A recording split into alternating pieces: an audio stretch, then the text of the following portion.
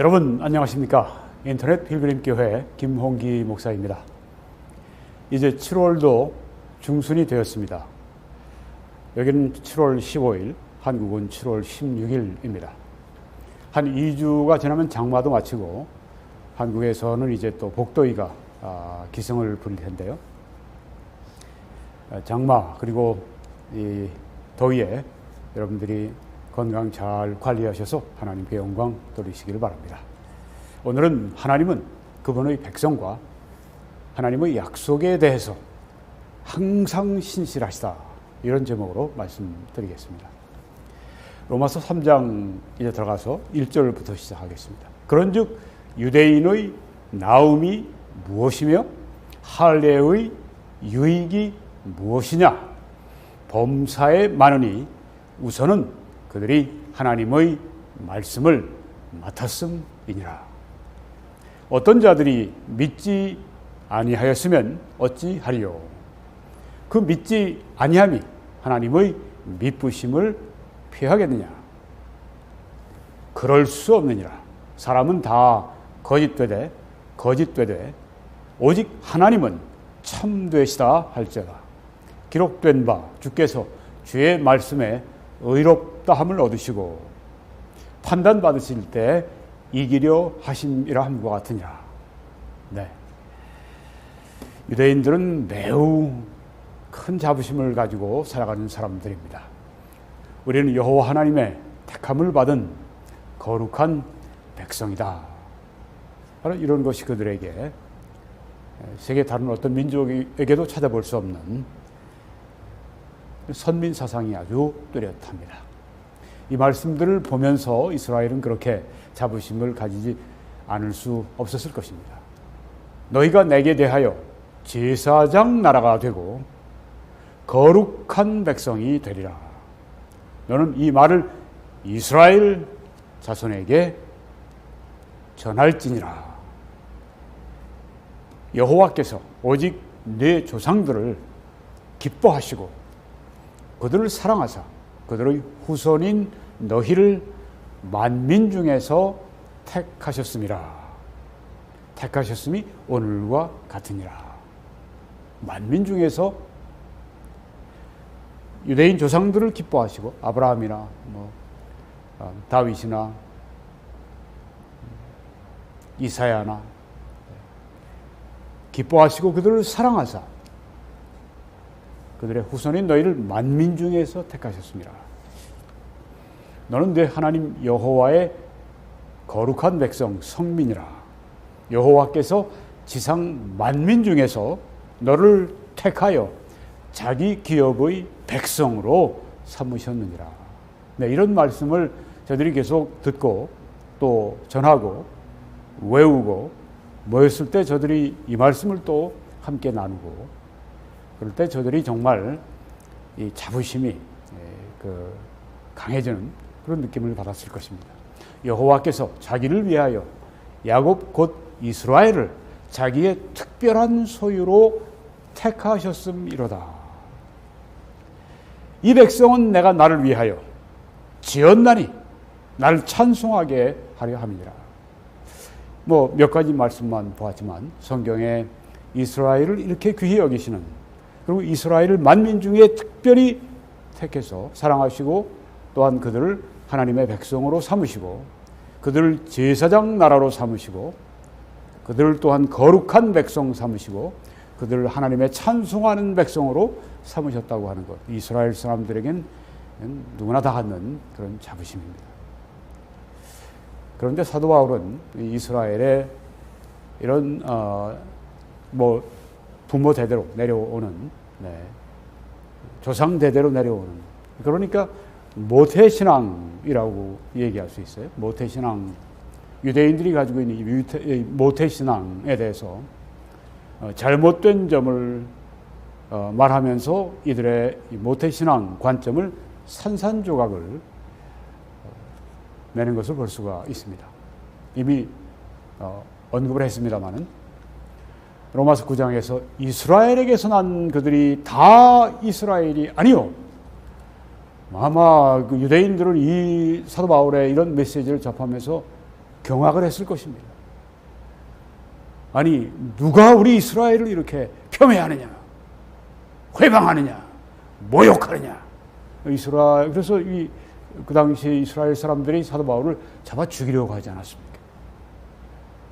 예루살렘에 구금되어 있을 때, 그때는 40명 정도가 완전히 당을 지어가지고, 이번에 헤이티 IT 공화국의 대통령을 국제 폭력 돈 받고 하는 멀스너리라고 그러죠. 네. 조직이 무참히 살해를 했는데, 그런 아주 이 암살단이 40명이 조직이 돼서 바울을 죽이려고 하니까 이 천부장이, 로마의 천부장이 이것을 들은 다음에 여기는 위험하다 생각하고 가이사랴로 군대를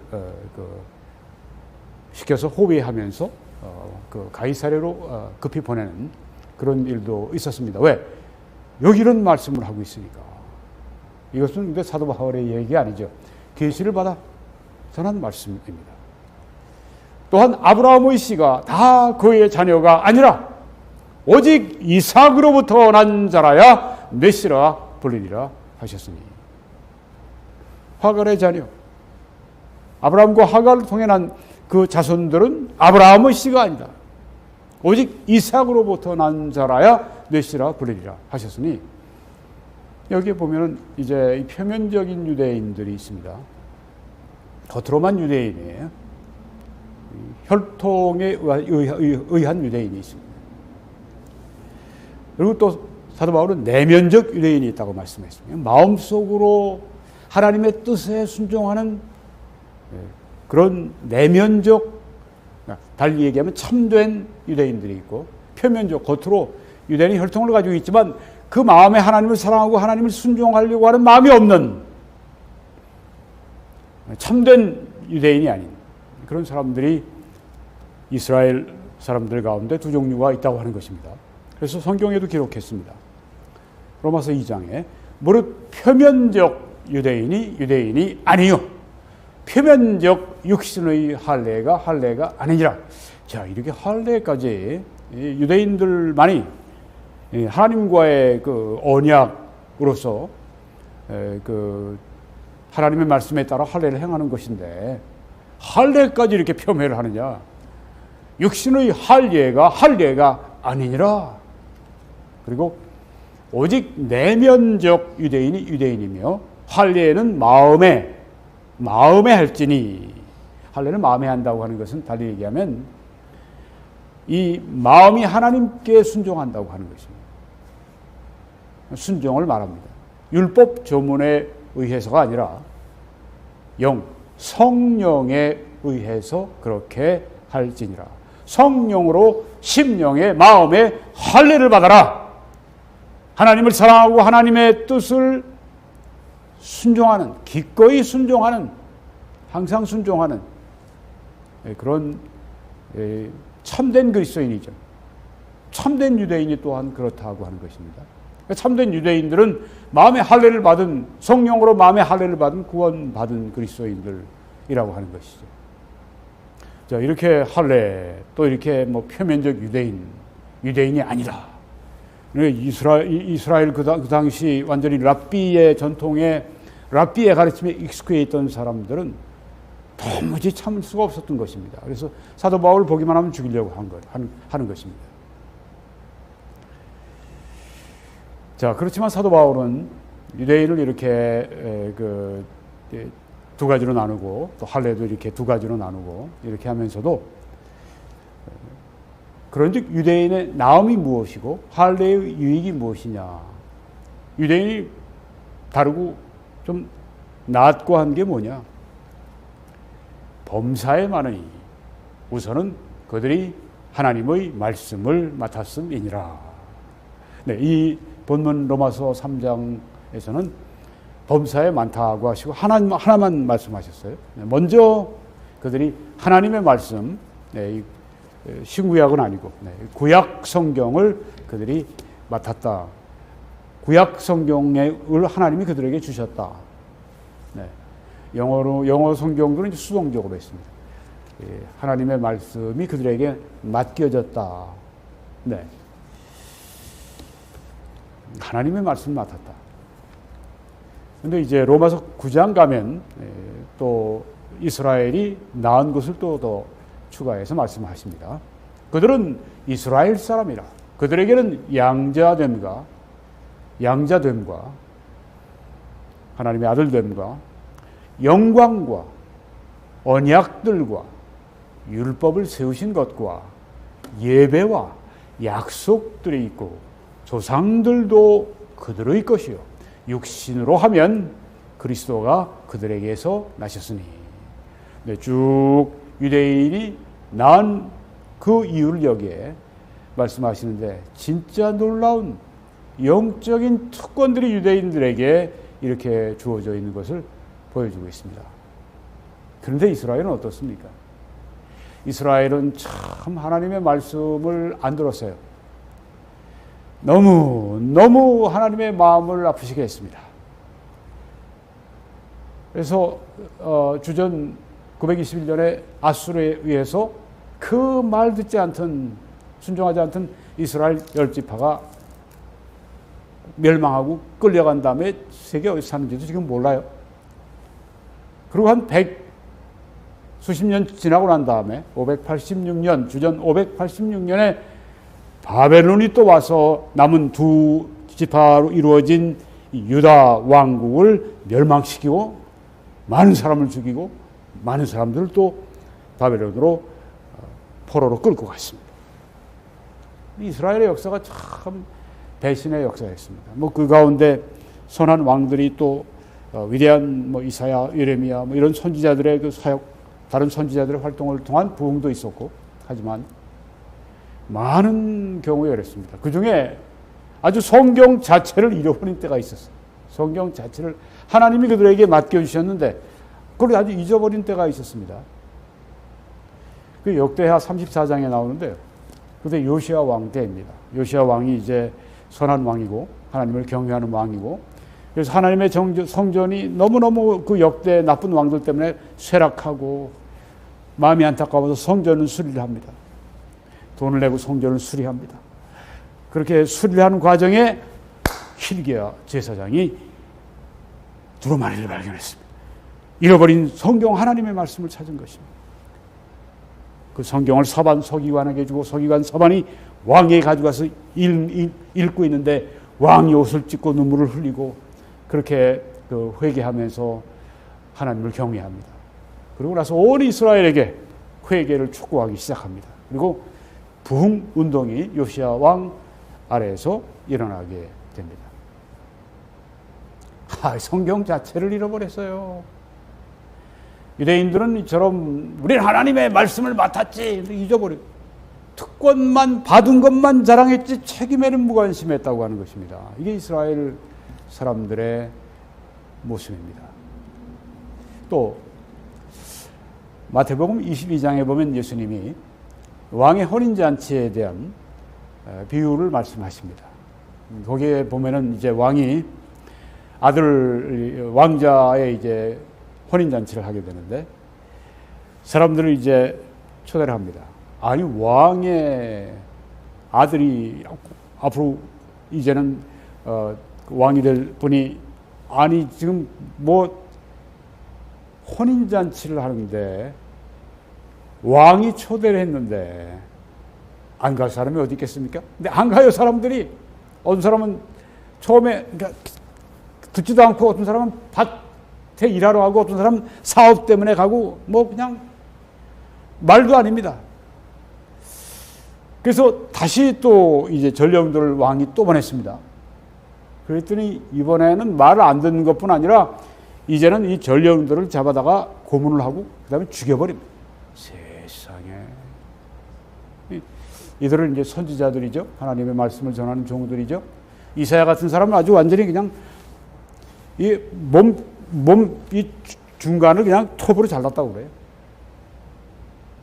예레미야 같은 경우는 감옥에 넣고 굶겨 죽이려고 했고 하나님께서 보호하시고 그 아합 시대 때 그 많은 죄종들을 죽이고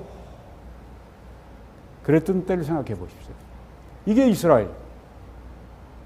왕이 대노했습니다. 저 살인자들을 다 처형하라. 가서 그냥 뭐 피 흘림이 낭자했죠. 그리고 그 사는 곳들을 다 불살라버려. 그 다음에 너희들은 이제 길거리로 나가라. 전령을 또 보냅니다. 그리고 누구든지 죄인이든 의인이든 누구든지 오게 하라. 사람들이 이제 그 초대에 응해서 갑니다. 그 사람들은 이방인들이에요.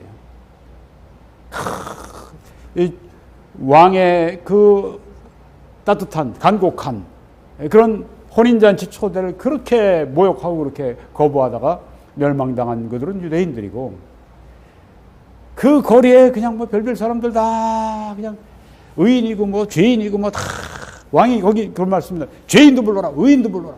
예수님은 사실 난 의인을 불러러 온 것이 아니라 죄인을 불러 구원하러 왔다고 말씀하셨거든요. 네. 그러니까 죄인도, 아니 죄인이 초대받는 것입니다. 죄인이기 때문에 예수님께서 오셨고, 그래서 십자가에 피 흘려 죽으셨고, 우리가 죄인이고 죄를 사함받게 하시기 위해서. 자, 이렇게 해서 예수님께서 하신 일을 여기서 보여주는데, 네, 그래서 사람들이 이제 막 그 사람들 교회입니다. 이방인들 교회예요. 네, 이제 사람들이 이제 왕의 혼인잔치에 응해서 가는. 네. 처음 초대를 거절한 손님들은 이스라엘입니다. 둘째 초대에 응한 손님들이 교회입니다. 하나님께서는 내가 내 포도원을 위하여, 이스라엘을 위하여 행한 것 외에 무엇을 더할 것이 있으랴. 내가 좋은 포도 맺기를 기다렸거늘 들포도를 맺으면 어찌 됨인고. 이 하나님의 마음에는 안타까움입니다. 유대인들뿐 아니죠. 우리 그리스도인들도 그렇죠. 하나님은 좋은 포도 맺기를 기다렸는데, 그들이 포도 맺을 수 좋은 포도 맺도록 모든 것을 아낌없이 다 해주셨는데 들포도를 맺으면 어찌빈고. 우리가 이런 하나님의 마음에 아픔을 드리는 삶을 살아서는 안 되겠습니다. 하나님이 우리를 보시면 기뻐하셔야죠. 다윗을 보셨을 때 하나님이 내 마음에 꼭 맞는다, 다윗이. 이런 사람이 되도록 하나님 우리에게 성령으로 충만하게 역사해 주옵소서. 또 이스라엘에 대해서 이렇게 말씀하십니다. 내가 땅의 모든 족속 가운데 너희만을 알았나니. 야, 하나님의 이 절절한 사랑에 노래를 여기 한번 들어보십시오. 땅의 모든 족속 가운데 너희만을 알았다. 그러므로 내가, 근데 사랑하시기 때문에 잘못하면 때리는 거예요. 그러므로 내가 너희 모든 죄악을 너희에게 보응하리라 하셨나니. 그냥 흐물흐물하게 그냥 뭐 뼈도 없는 뭐 그냥 문어다리 같이 그냥 이러면서 사랑 이러는 게 아니라, 네. 하나님은 아주 무섭게 잘못했을 때는 때리십니다. 그 역사를 보세요. 성경을 보세요. 얼마나 하나님이 때리실 때 무섭게 때리시는가. 그 사랑의 하나님이시기 때문에, 거룩하신 하나님이시기 때문에 우리의 죄를 보시고 그냥 손을 대실 때는 무섭게 아주 손을 대시는 하나님이십니다. 이스라엘이 이렇게 하나님의 사랑을 받으면서 너무 버르장머리 없이 그 받은 사랑만 알지 자기의 잘못에 대해서 하나님이 그렇게 책망하신다고 하는 것을 저들이 모르고 특권만 생각하지 책임을 생각은 안 했던 이 이스라엘 족속입니다. 우리가 그렇게 되지 않도록 해야 되겠습니다. 바벨론 포로 생활 그 이후부터 유대인들은 이 성경보다는 이 랍비, 뭐 율법을 해석하는 율법 학자들이 있죠. 그들의 전통, 그들의 해석, 성경이 아니라 랍비들의 해석, 전통, 그것을 따라가기 시작했습니다. 성경을 모르는 거예요. 오늘도 교회도 그런 상황이죠. 많은 교회들이 그렇습니다. 뭐 어떤 그 교단에 혹은 뭐 캐톨릭이면 캐톨릭의 어떤 교리 그 시스템 거기에 그냥 이렇게 빠져 있어서 성경은 몰라요. 성경이 뭘 말씀하는지 몰라요. 그냥 교회 뭐 카톨릭 교리 혹은 뭐 어떤 뭐 교단 교리 뭐 이게 성경인 줄 알아요. 성경을 정리했겠죠. 근데 정리하면서 이제 자기들 나름대로 정리를 했기 때문에 성경과 대조를 해봐야 되는 겁니다. 어떤 교리든지. 이 유대인들은 뭐냐면 랍비들의 전통과 해석에 빠져들어가 있었습니다. 그래서 예수님께 이제 뭐 시험거리를 던지기 위해서 결혼 문제를 이제 질문을 했죠. 그때 예수님께서 이르시되 너희가 성경도 하나님의 능력도 알지 못함으로 오해함이 아니냐. 영어 성경은 mistaken이라고 이렇게 얘기되는데요. 실수한 게 아니냐. 너희들이 잘못한 게 아니냐. 왜? 성경을 모르니까, 하나님의 능력을 모르니까. 이렇게 그 당시에 랍비적인 해석 전통에 빠져있는 유대인들, 진짜 성경을 모르는 그 사람들에게 예수님, 너희가 성경을 모르기 때문에 잘못하는 것이다. 그리고 너희가 성경에서 영생을 얻는 줄로 생각하고 성경을 연구하거니와 이 성경이 곧 내게 대하여 증언하는 것이니라. 성경을 이들이 제대로 본다고 할 것 같으면 구약 성경만이라도 구약에 뭐 이사야 53장 같은데 보십시오. 예수 그리스도의 십자가의 죽으심과 부활이 아주 너무 자세하게 거기에 나와 있지 않습니까? 자세하게 생생하게 성경에서 영생을 얻는데 그 영생의 주인공이 바로 예수 그리스도이시라고 하는 거예요. 성경이 곧 내게 대해서 증거합니다.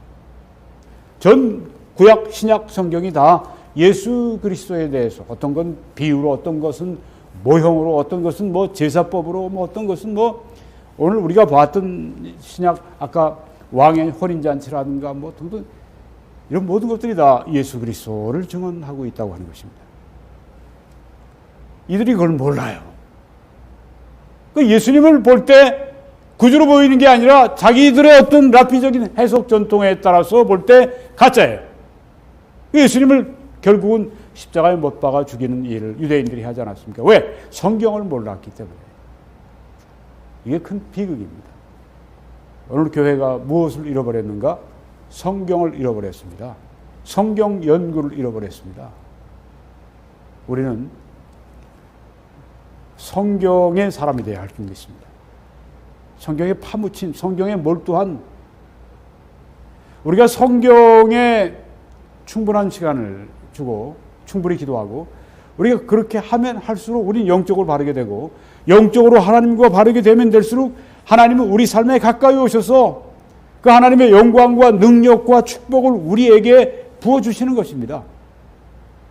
이 성경, 하나님의 말씀, 성령의 역사로 우리가 성령의 조명으로 우리가 더 깊이 깨달을 수 있도록 그렇게 해야 되겠습니다. 네, 어떤 자들이 믿지 아니하였으면 어찌하리요? 그 믿지 아니함이 하나님의 미쁘심을 폐하겠느냐? 네. 그럴 수 없느니라. 사람은 다 거짓되되 오직 하나님은 참되시다 할지어다. 기록된 바 주께서 주의 말씀에 의롭다함을 얻으시고 판단받으실 때 이기려 하심이라 하는 것 같으니라. 네, 조금 전에 다시 그 말씀 보면 어떤 자들이 믿지 아니하였습니다. 유대인들이 믿지 않았는데, 순종하지 않았는데, 그러면 그들의 믿지 않고 순종하지 않는 것이 하나님의 신실하심을 폐하겠느냐. 하나님의 신실하심을, 신실하다고 하는 것은 여기 미쁘심이라고 번역을 했지만 이 메리엄 웹스터, 미국에서 제일 유명한 그 영어 사전을 보게 되면 이렇게 말이 나와 있죠. 그 약속에 대해서 꼭 지킨다. 하나님은 그러시는 분이죠. 하나님의 약속에 대해서 반드시 지키시는 분이십니다. 또 그 사랑에 있어서 사랑이 아주 변함없다. 네. 이 신실하심. 이렇게. 하나님의 사랑이 우리에게 변함없으시다. 하나님의 신실하심을 말합니다. 하나님은 우리에게 하신 그 약속에 대해서 반드시 지키신다. 하나님이 신실하시다고 하는 겁니다. 하나님의 약속들에 대해서 유대인들이 오해를 하고 있는 것이 있습니다. 하나님의 약속들이 다 같은 게 아닙니다. 두 가지 종류의 약속이 유대인들에게 주어졌습니다. 하나는 조건적인 약속입니다. 또 하나는 무조건적인 약속입니다. 이 조건적인 하나님의 약속은 조건을 지켜야 하나님의 이 뜻과 계획이 이루어지게 되어 있습니다. 그런데 무조건적인 하나님의 약속은 뭐 인간의 어떤 그런 그 상태와 상관이 없이 이스라엘 전체를 위해서 무조건적으로 하나님이 약속하신 것들이 있습니다. 네. 조건적인 하나님의 약속은 굉장히 성경에 많습니다. 유대인들에게. 그리고 유대인 전체를 위한 무조건적인 하나님의 약속은 그렇게 많지 않습니다. 자, 이 유대인들이 이제 아까 다 아브라함의 씨라고 다 씨가 아니고 이삭으로부터 난 자라야 참 이스라엘이다. 자, 그런데 영적으로 말해서 볼 때는 마음의 할례를 받은 유대인들이 참 유대인들입니다. 달리 얘기하면 유대인들도 죄에 대해서 회개해야 되고 하나님을 믿음으로 그들이 구원받고 축복을 받습니다. 유대인들은 그냥 유대인으로 태어나니까 다 구원받고 다 축복받는다. 잘못된 것입니다. 유대인들도 죄에 대해서 회개해야 됩니다. 또 하나님을 믿어야 구원받습니다. 그래서 축복을 받습니다. 아브라함이 하나님을 믿음에 그 믿음을 하나님께서 의로 여기셨다는 말씀, 우리가 앞으로 곧 공부하게 될 말씀인데요. 아브라함이 하나님을 믿음에 하나님이 그걸 의로 여기셨다. 네. 그래서 이 말씀이 나오는 겁니다. 너희는 여호와를 만날 만한 때에 찾으라. 가까이 계실 때 그를 부르라. 악인은 그의 길을, 불의한 자는 그의 생각을 버리고 여호와께로 돌아오라. 그리하면 그가 긍휼히 여기시리라. 우리 하나님께로 돌아오라. 그가 너그럽게 용서하리라. 네, 이렇게 악의 길을 버리고 죄의 길을 버리고 하나님께로 돌아오라. 그러면 하나님이 긍휼히 여기실 것이고 너그럽게 용서해 주실 것이다. 조건적인 것이죠. 네. 돌아오지 않으면 용서를 못 받아요. 돌아오지 않으면 하나님이 긍휼히 여기지 않으십니다. 악인은 그 길을, 불의한 자는 그 생각을 버리고 돌아가야 됩니다. 유대인들에게 주신 조건적인 약속입니다. 유대인들이 이 길을 걸어가지 않으면 그들은 용서 못 받습니다. 그들은 구원받지 못합니다. 그런데요, 유대인 전체를 위해서 하나님이 무조건적으로 하시겠다고 하는 약속이 있습니다. 이런 약속입니다. 창세기 12장에 아브라함에게 하신 약속이죠. 너를 축복하는 자에게는 내가 복을 내리고 너를 저주하는 자에게는 내가 저주하리니 땅의 모든 족속이 너로 말미암아 복을 얻을 것이라 하신지라. 아브라함이나 그 후손 다윗이나 그 후손 무슨 느헤미야나 등등 이런 사람들이 하나님이 하실 일을 이들의 잘못과 이들의 불순종과 이들의 죄와 막을 수가 없습니다. 하나님이 무조건적으로 약속을 하신 것이에요. 또 이런 약속이 있습니다. 형제들아, 너희가 스스로 지혜 있다 하면서 이 비밀을 너희가 모르기를 내가 원하지 아니하노니 이방인의 충만한 수가 들어오기까지 이스라엘이 어느 정도는 눈이 먼 것이라. 지금 이스라엘 사람들이 잘 믿질 않아요. 눈이 멀어 있어요. 소수만 믿습니다. 왜? 그들이 하나님께 주신 그 오랜 세월 동안의 그 기회를 다 박차버렸기 때문에 하나님께서 이제는 그 축복의 기회를 거두시고 이방인에게 주셨습니다. 그래서 이방인들이 지금 많이 구원받는 이방인 구원의 시대가 됐습니다. 그 이방인의 구원받은 충만한 수가 들어오기까지는 이스라엘이 어느 정도는 눈먼 상태로, 영적으로 눈먼 상태로 있을 것이라. 그런 다음에 이 말씀이 나옵니다. 그리하여 온 이스라엘이 구원을 받으리라. 기록된 바 구원자가 시온에서 오사 야곱에게서, 이스라엘에게서 경건하지 않은 것을 돌이키시겠고 여기서는 뭐 너희들 보고 돌이키라. 뭐 악인은 그 길을 버리고 이 죄인들은 그 길을 버리고 악인들은 그 생각을 버리고 돌아오라. 이런 말씀이 없죠. 구원받으리라. 온 이스라엘이. 구원자가 시온에서 오셔서 야곱에게서 경건하지 않은 것을 돌이키신다. 무조건적인. 이 약속은 언제 이루어질까요? 이 약속은 이 환난기의 마지막에 이루어지게 되는 일입니다. 대체신학이라고 하는 게 있어요. 이 대체신학이라고 하는 것은 교회가 이스라엘을 대체했다. 그런 얘기입니다. 그러니까 이스라엘에게 이루어지지 않은 약속이 교회에 이루어진다. 그런데 하나님은 이스라엘을 포기하셨나요? 아닙니다. 하나님이 자기 백성을 버리셨느냐? 아니라고 사도 바울이 성경에서 말씀합니다. 지금 이스라엘이 영적으로 볼 때 희미한 존재이지만 저들에게 부흥도 없고 소수의 사람들에게만 이 믿음이 그들에게 있지만 앞으로 유대인들의 큰 부흥의 시기가 오게 될 것입니다. 이스라엘에. 그런데 이스라엘이 교회가 대체했다고 할 것 같으면 이 이스라엘에 대한 이 하나님의 이 계획, 이것이 무시가 되는 거예요. 대체 신학이 그걸 뭐 어떤 그 목적을 가지고 한 건 절대 아니에요. 그런데 대체해버리면, 대체 신학을 해버리면 그런 결과가 나온다고 하는 겁니다. 이스라엘이 앞으로 이제 환란기 때 있을 일, 그리고 천년 왕국 때 있을 일, 이런 것들을 성경에서 이렇게 이스라엘에 대한 계획을 말씀했는데 이스라엘은 이제 끝났고 하도 불순종하니까 이제는 교회로 대체했다. 이렇게 되면 환란기 천년 왕국의 이스라엘에 대한 계획이 다 무산되는 것입니다. 대체 신학은 그러니까 환란기 7년 환란 그것도 없고 지금 일어나는 환란이 그 환란이고 앞으로 천년 왕국도 예수님이 지금 하늘 위에서 영적으로 통치하시는 게 바로 그거다. 그러니까 이제 이 이스라엘이 그때 이루어질 일이 없어지는 거예요. 신학적으로 문제가 되는 것입니다.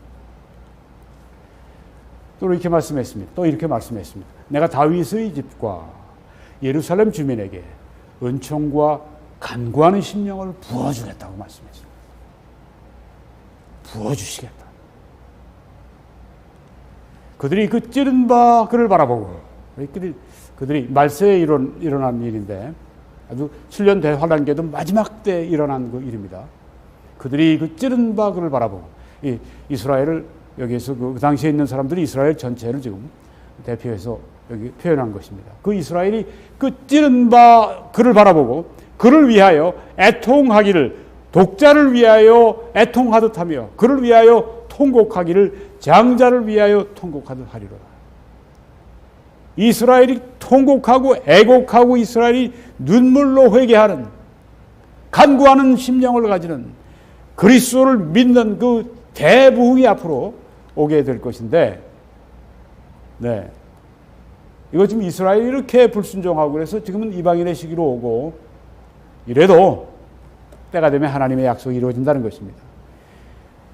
믿지 않는 자들 때문에 하나님의 그 신실하심을 폐하겠느냐? 아니라고 하는 것입니다. 하나님께서 무조건적으로 하신 약속이 있어요. 너희들 인간과 상관없이 내가 주권적으로 하겠다. 여기에 보면 이것은 천년왕국 때 이루어질 일입니다. 나의 종 야곱, 내가 택한 이스라엘아, 이제 들어라. 너를 만들고 너를 모태에서부터 지어낸 너를 도와줄 여호와가 이같이 말하노라. 나의 종 야곱, 내가 택한 여수로나 두려워하지 말라. 나는 목마른 자에게 물을 주며 마른 땅에 시내가 흐르게 하며 나의 영을 네 자손에게 나의 복을 네 후손에게 부어주리니 그들이 풀 가운데서 솟아나기를 시냇가의 버들같이 할 것이라. 한 사람은 이르기를 나는 여호와께 속하였다 할 것이며 또 한 사람은 야곱의 이름으로 자기를 부를 것이며 또 다른 사람은 자기가 여호와께 속하였음을 그의 손으로 기록하고 이스라엘의 이름으로 존귀히 여김을 받으리라. 얼마나 아름답습니까? 한편의 시가 아닙니까? 이것은 천년왕국 때 이제 예수님의 재림이 있고 난 다음에 천년왕국 초에 일어나게 되는 일을 여기에 지금 이렇게 아름답게 묘사하고 있습니다. 대부흥, 부흥이라면 하나님을 사랑하죠. 네. 하나님을 사랑하지 않는 부흥은 가짜 부흥입니다. 또 하나님의 거룩한 영이 임하시니까, 강력히 임하시니까 사람들이 거룩해지죠. 네. 거룩함이 없는 부흥은 또 가짜입니다. 네. 자, 이런 부흥이 지금 앞으로 이스라엘에 찾아오는 것입니다. 놀랍고 하나님의 영이 그들에게 막 부어주시는, 네, 여기에 지금 그 말씀하신 것처럼 물을 주시고 마른 땅에 사막에 시내가 흘러가고, 우리가 아주 찬송을 요새 열심히 이런 것을 가사로 부르는 것이 있는데, 부흥을 위해서 부르는 건 이해가 되지만 이것은 원래 이스라엘이 바로 천년왕국에서 경험하게 될 것을 여기에 말씀을 하고 있는 것입니다. 그러니까 이런 모든 것들이 앞으로 이스라엘에게 황금기가 오게 되는데, 이스라엘의 그 믿지 않고 불순종하던 그들 때문에 이 일이 취소가 되는 게 아니에요. 이것은 왜냐하면 하나님께서 무조건적으로 약속하셨기 때문에. 그래서 어떤 자들이 믿지 아니하였으면 어찌하리요? 그 믿지 아니함이 하나님의 신실하심을 패하겠느냐? 그럴 수 없느니라. 그렇게 말씀이 나오죠. 네. 이스라엘이 믿고 순종하지 않았어도 하나님의 이스라엘 전체에 대한 종말에 이루어질 또 무조건적인 구원의 계획은 반드시 이루어지고 성취가 된다고 하는 것입니다. 하나님의 말씀, 하나님의 예언, 하나님의 약속, 하나님의 계획은 반드시 때가 이루어지면 신기하게 기적적으로 그대로 임하게 되는 것입니다. 그래서 아직 믿는 게 정말 아주 그냥 신나는 거예요. 아주 정말 하나님을 믿는 것이 진짜 아주 정말 쿨한 것입니다. 멋있고, 네, 이런 하나님. 여기 보니 하나님의 하나님의 신실하심을 패하겠느냐? 그럴 수 없느니라. 불가능하다는 얘기. 그럴 수 없느니라. 사람은 다 거짓되되 오직 하나님은 참되시다 할지어다. 기록된 바, 이것은 시편 51편 4절에 시편 51편은 이 바울이 그냥 그 많은 시편 가운데 가장 참회하고 가장 회개하고 가장 하나님 앞에 진짜 눈물을 흘리면서 회개하는 그런 시편인데, 그 말씀에서 지금 인용을 한 것입니다. 사도 바울이 주께서 주의 말씀 안에서 의롭다함을 얻으시고 판단받으실 때 이기려 하심이라 한것 같으니라. 이 살인을 하고 이 성적인 범죄하고 이 사람이 지금 거의 1년 만에 지금 이 시편을 쓰는 것인데, 하나님께서 의로우십니다. 하나님의 판단이 이기십니다. 제가 잘못했습니다. 제가 죄인입니다. 바로 이런 의미가 여기 있습니다. 주의 말씀 의롭다함 얻으시고, 그렇게 우리 개역개정에 번역했는데 이 번역이 더 좋습니다. 주께서 주의 말씀 안에서 의롭다함을 얻으시고. 그러니까요, 하나님은 완전하시죠. 하나님은 선하심과 진리의 기준, 척도가 되십니다. 그래서 하나님의 말씀은 그 자체가 확증입니다. 하나님의 판단은 그 자체가 정당성이 부여되는 그런 것입니다. 그래서 이 말씀이 나온 겁니다. 주의 말씀 안에서 의롭다함을 얻으시고, 주의 말씀 하실 때 이게 의로우신 분의 말씀이니까 의로운 것이고, 판단받으실 때 하나님의 판단, 완전한 판단이기 때문에 이기려 하심이라 한 것 같으니까 이런 말씀이 여기 나오는 것입니다. 하나님은 신실하십니다. 그런즉 너는 알라. 오직 네 하나님 여호와는 하나님이시요 신실하신 하나님이시라. 그를 사랑하고 그의 계명을 지키는 자에게는 천대까지 그의 언약을 이행하시며 인애를 베푸시되, 우리는 신실하지 않을지라도 주는 항상 신실하시니 자기를 부인하실 수 없으시리라. 여호와의 말씀은 정직하며 그가 행하신 일은 다 신실하시도다. 네, 지금 모세가 한 말, 여기 지금 다윗이 한 말, 조금 전에는 바울이 한 말, 다 하나님을 체험한 그들, 하나님으로의 계시를 누구보다 많이 받은 그들은 하나님의 신실하심을 이렇게 노래하는 것입니다. 그가 너를 그의 깃으로 덮으시리니 네가 그의 날개 아래에 피하리로다. 그의 신실하심은 방패와 손방패가 되시나니 주는 신실하심으로 너희를 견고히 하시고 악한 자에게서 지키시리라. 만일 우리가 우리 죄를 자백하면 그는 신실하시고 의로우사 우리 죄를 사하시며 우리를 모든 불의에서 깨끗하게 하실 것이요 사람이 감당할 시험 밖에는 너희가 당한 것이 없나니 오직 하나님은 신실하시사 신실하시기 때문에 너희가 감당하지 못할 시험 당함을 허락하지 아니하시고 시험 당할 즈음에 또한 피할 길을 내사 너희로 능히 감당하게 하시느니라. 주의 신실하심은 대대 일어나이다.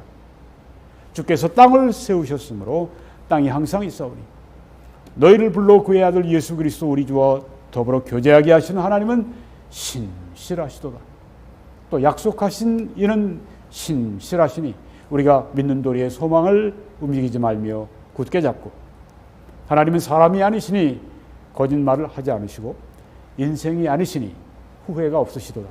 어찌 그 말씀하신 바를 행하지 않으시며 하신 말씀을 실행하지 않으시랴. 신실하심의 또 다른 표현이죠. 여호와의 인자와 긍휼이 무궁하심으로 우리가 진멸되지 아니함이니이다. 이것들이 아침마다 새로우니 주의 신실하심이 크시도소이다.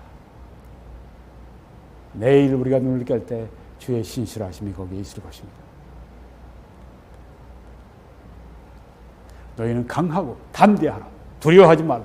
그들 앞에서 떨지 말라. 이는 네 하나님 여호와 그가 너와 함께 가시며 결코 너를 떠나지 아니하시며 버리지 아니하실 것임이라 하고.